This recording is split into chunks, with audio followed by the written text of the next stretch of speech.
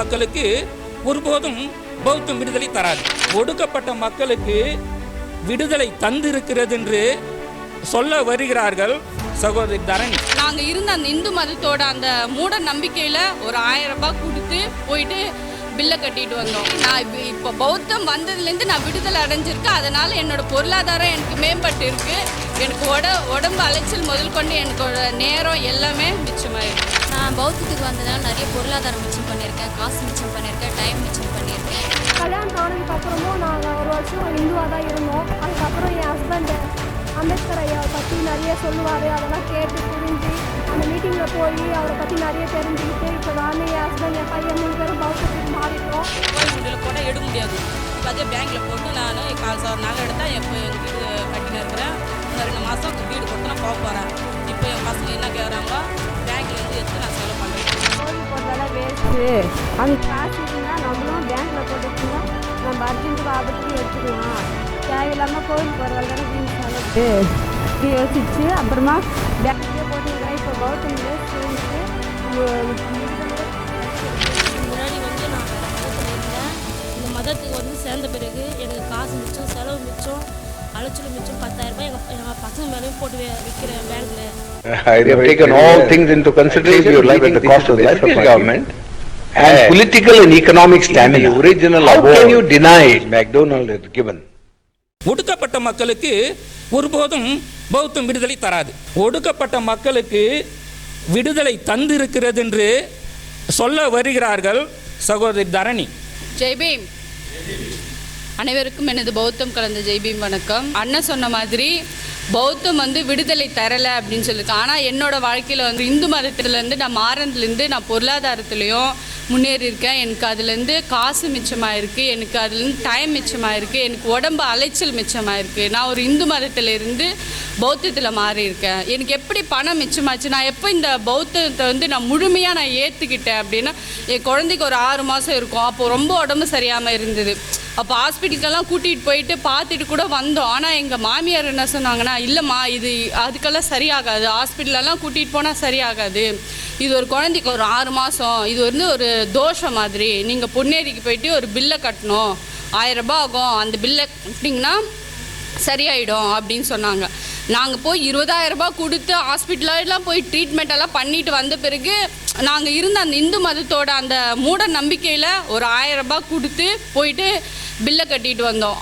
அப்போ சண்முகண்ணா ஒரு வார்த்தை கேட்டார், ஏம்மா நீங்கள் திருவள்ளூர் மாவட்டத்தில் இருக்கீங்க, நீங்கள் உடனே பொன்னேரியன்றதுக்குள்ளே போய் அங்கே போய் பில்லை கட்டிட்டு வந்துட்டீங்க, இதே அமெரிக்காவில் இருப்பான்ல அவன் குழந்தைக்கும் அது மாதிரி தோஷம் அப்படின்னு வந்துச்சுன்னா அவன் எங்கே போய் பில்லை கட்டுவான் அப்படின்னு சொன்னேன். அப்போ அந்த கருத்து அதோட என்னோட ரொம்ப ஆழமாக எனக்கு பாதிச்சுது. அப்போ நான் முடிவு பண்ணேன், ஆமாம் அவர் சொன்னது கரெக்டு தானே, நம்ம இங்கே இருக்கிறதுனால நம்ம இங்கே போய் அவங்க சொல்கிறத நம்ம செஞ்சிடும். அதே அமெரிக்காவில் இருக்கிறவன் அவன் குழந்தைக்கு எங்கே போய் பார்த்துருப்பான், எங்கே போய் அந்த பொன்னேரியில் போய் பில்லை கட்டியிருப்பான்.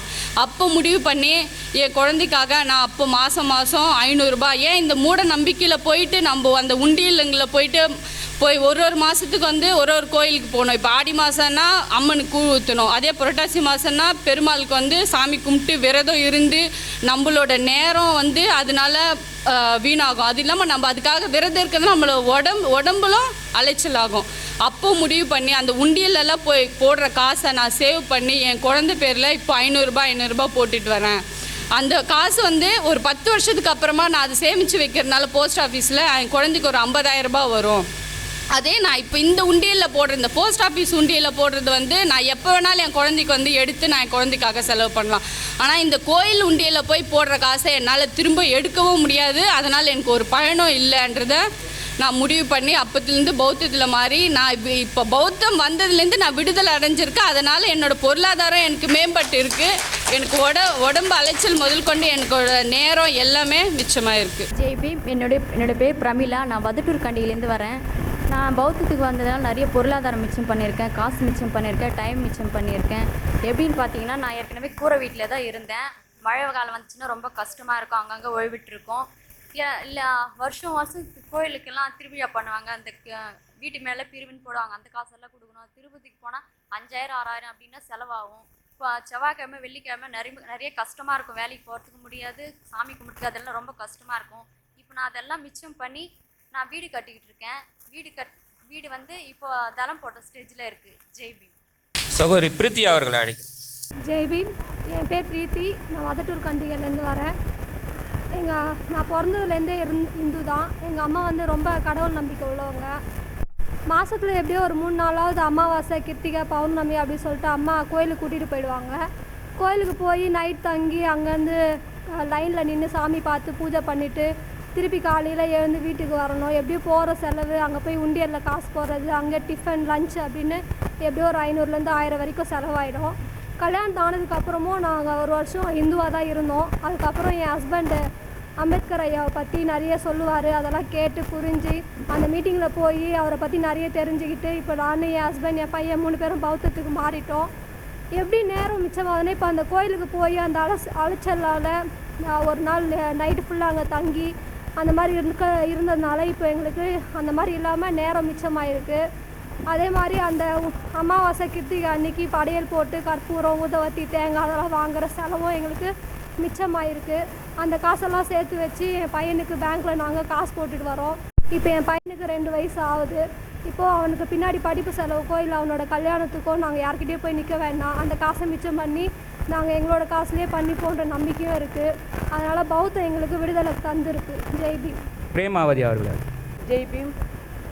நான் வதட்டூர் கண்டிகையில் வந்துடுறேன். பிரேமாவதி என் பேர். நான் ஒரு இந்து மதத்தில் இருந்தேன். இந்து மதத்துலேருந்து ஒரு மாதம் பிரிவு கட்ட சொல்லுவாங்க என் கோயிலில். 5000 10,000. அது 5000 பார்த்தா எங்கள் வீட்டுக்கார வாங்குறதே 10,000. அதில் 5000 நான் பிரிவு கட்டுட்டேன்னா ஒன்று எனக்கு 3 பொண்ணுங்க. அந்த 3 பசங்க எப்படி சேர்த்து வைக்கிறதுக்கு தெரியாமல் நானும் சரி கோயிலுக்கு பிரிவு கட்டினே இருந்தேன். கட்டிட்டு பெரியும் திருப்பி எங்கள் வீட்டுக்காரர் என் பசங்க சொன்னாங்க, அம்மா சண்மகனை வராரு, ஒரு வீட்டுக்கு மீட்டிங் வைக்கிறாரு, அது இந்த மீட்டிங்கை நம்ம கலந்துக்கணும், வாங்கம்மா அப்போ பார்க்கலான்னு சொன்னாங்க. சரி எங்கள் 3 பொண்ணுங்க சொல்கிறாங்கன்ட்டு மாதம் ஒரு வீட்டான சண்மகனை வந்து மீட்டிங் நடந்துனே இருந்தது. சரி நம்ம போகலாம் ஆண்டு பார்த்தா பௌத்தம் பற்றி சண்மகனை வந்து பேசினார்.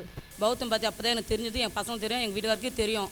அப்போ தெரிஞ்சுக்கணும். இப்போ அந்த 5000 வந்து நான் என் பசங்களுக்கு பேங்க்கில் போட்டு வச்சுருக்கிறேன். இப்போ எப்போனா வேணுமானா கோயில் உண்டியில் போட்டால் எடுக்க முடியாது. இப்போ அதே பேங்க்கில் போட்டு நான் 1/4 நகை எடுத்தால் இப்போ எங்கள் வீடு கட்டினா இருக்கிறேன். இன்னும் 2 மாதம் வீடு கொடுத்தா நான் போக போகிறேன். இப்போ எங்கள் பசங்க என்ன கேட்குறாங்களோ பேங்க்லேருந்து எடுத்து நான் செலவு பண்ணுறேன். இப்போ ஜெய்பீம். சுப்புலட்சுமி அவர்களை அழைக்கிறேன். ஜெய்பீம். என் பேர் சுப்புலட்சுமி. வதட்டூர் கண்டியிலேருந்து வரேன். நான் சின்ன வயசுலேருந்து மாலை போட்டுட்டு எப்படியோ ஒரு 10,000 செலவு பண்ணிட்டு இருப்பேன். போன வருஷம் கோயிலுக்கு போயிட்டு வந்தேன். 10,000 செலவு பண்ணிட்டு தான் வந்தேன். அப்புறமா தம்பி கேட்டாங்க, அந்த 10,000 நீ செலவு பண்ண பதில் குழந்தைங்க மேலே பேங்க்கில் போட்டுருந்தா கூட இருந்திருக்கலாம், நீங்கள் ஏன் வீண் செலவு பண்ணீங்க, கோயிலுக்கு போயிட்டு வந்தீங்க என்ன நடந்ததுன்ட்டு, அவ்வளோ கஷ்டப்பட்டுக்கிறீங்களா, நீங்கள் ஏன் போனீங்கன்ட்டு. அப்புறமா சண்முகண்ணா வீட்டான வந்து பேசுனதுனால சரி நம்ம கோயிலுக்கு போகிறதால வேஸ்ட்டு, அந்த காசு இருந்தால் நம்மளும் பேங்க்கில் போட்டு வச்சுருந்தா நம்ம அர்ஜென்ட்டுக்கு ஆபத்துக்கும் எடுத்துக்கலாம், தேவையில்லாமல் கோயிலுக்கு போகிற வேலை தானே வீண் செலவு இது யோசிச்சு அப்புறமா பேங்க்லேயே போட்டு நிற்கிறேன். இப்போ பௌத்தம்லேயே சேர்ந்துட்டு விடுதலையே கிடச்சிருக்குன்ட்டு முழு இதுவாக இருக்கா. ஜெய்பீம். ஜெய்பீம். இதுக்கு முன்னாடி வந்து நான் வேறு மதத்தில் இருந்தேன். இந்த மதத்துக்கு வந்து சேர்ந்த பிறகு எனக்கு காசு மிச்சம், செலவு மிச்சம், அலைச்சலும் மிச்சம். 10,000 எங்கள் பசங்க மேலேயும் போட்டு வைக்கிறேன் பேங்க்கில். ஜெய்பீம்.